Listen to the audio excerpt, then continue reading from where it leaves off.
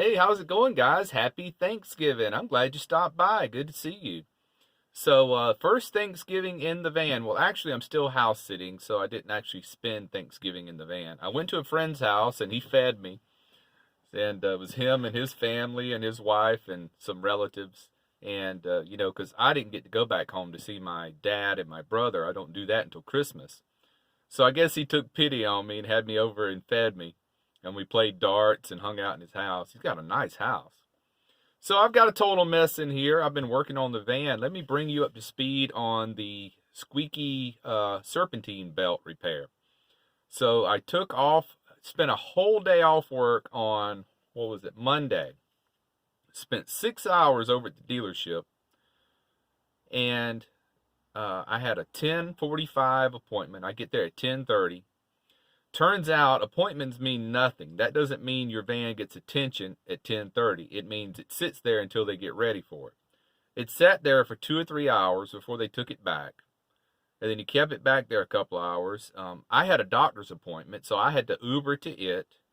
And then when I got through with the doctor's appointment, I Ubered back to the dealership. They were just getting finished with it.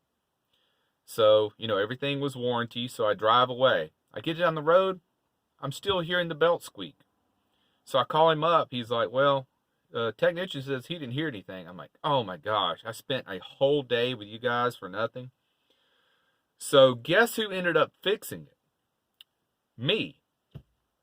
Here's what. I got up early this morning, Thanksgiving morning, got out here in the driveway of this house that I'm sitting, crawled up under there. Let me back up. I'd crawled under it at lunch at work the next day just to check out everything. And I noticed it's two serpentine belts. So it's the big one that goes around everything like the alternator, the water pump, the power steering, all that. Then there's one other one, a little small belt that comes off the crank pulley over to the AC compressor pulley. And that's the one squeaking. I pinpointed it. It's not the bearings in the pulley. It is the belt itself. So I compared it to a 2013 Chevy Express, which we have out in the back at work. They don't have a tensioner on these. I didn't know that. The tensioner is on the big serpentine belt. This smaller belt is just a stretch fit belt that you put on with a tool that looks like a big flathead screwdriver. So then I eased my mind, realizing that my van wasn't missing a special part. That's just the way they make them. Haven't changed them since, I think they've been making these the same since 2007. And this one's a 2017. So I just noticed that my belt just had some kind of it was just slick. So you know what I did this morning? I crawled under there, took the skid plate off. It's a 15 millimeter hex bolt, holds that on. Got lucky and just happened to have a 15 millimeter socket, which is a very odd size socket. You just don't see those hardly anywhere. Took that off, crawled under there, and I just cleaned this belt with nothing but soap and water. And I cleaned the part that was exposed. Then I got in, I cranked the engine, shut it right back off, so it turned the crank. Then I got to the rest of the belt, cleaned it all off, cleaned part of the pulleys that I could get to. Just soap and water.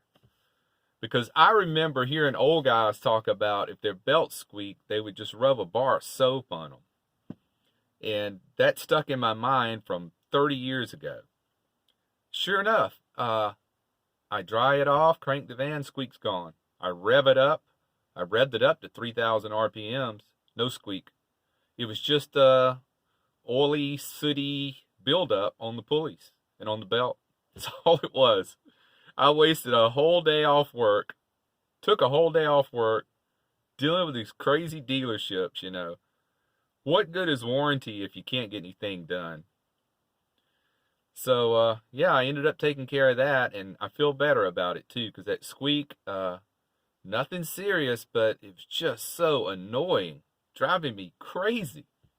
Now, we're done with that. Let me tell you how to ruin your life in an hour. Well, I overheard, while I was at the dealership, I'm killing time, I'm walking around looking at the cars, and there's this guy in there, he couldn't be over 22 years old.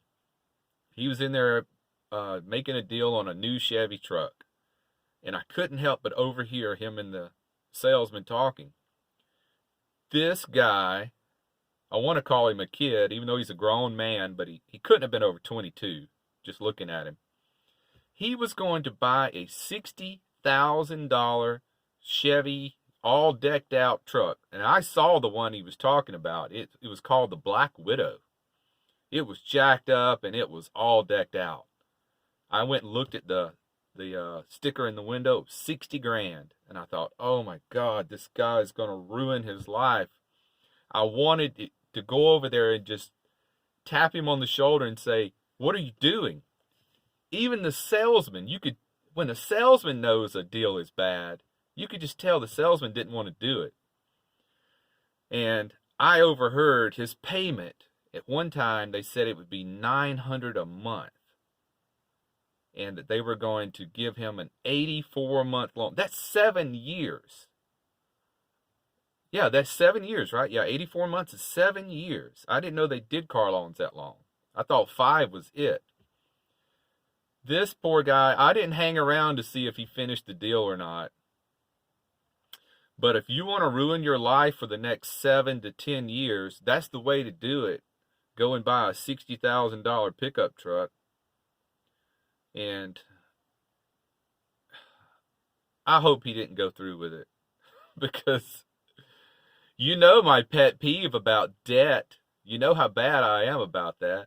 So you can imagine I was just sitting over there just biting my lip, trying not to say anything to this guy. And I didn't, I'm not going to get involved in his business.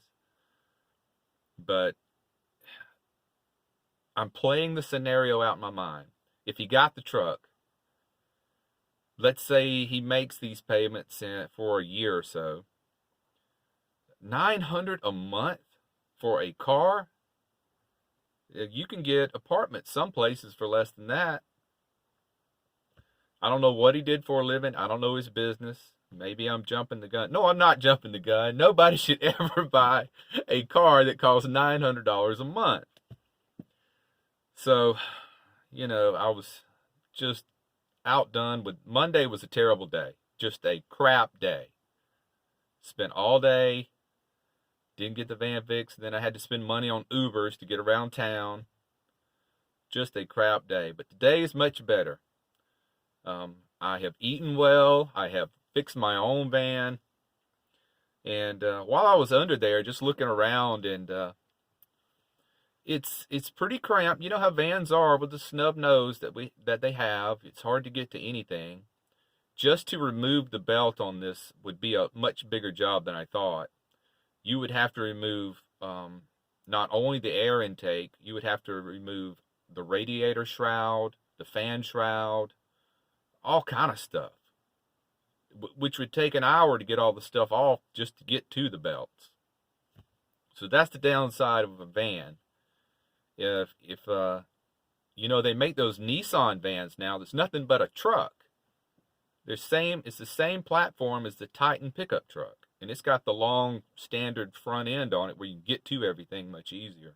So that'd be a good option if you're looking for a van. And Nissan trucks are pretty good as far as I hear.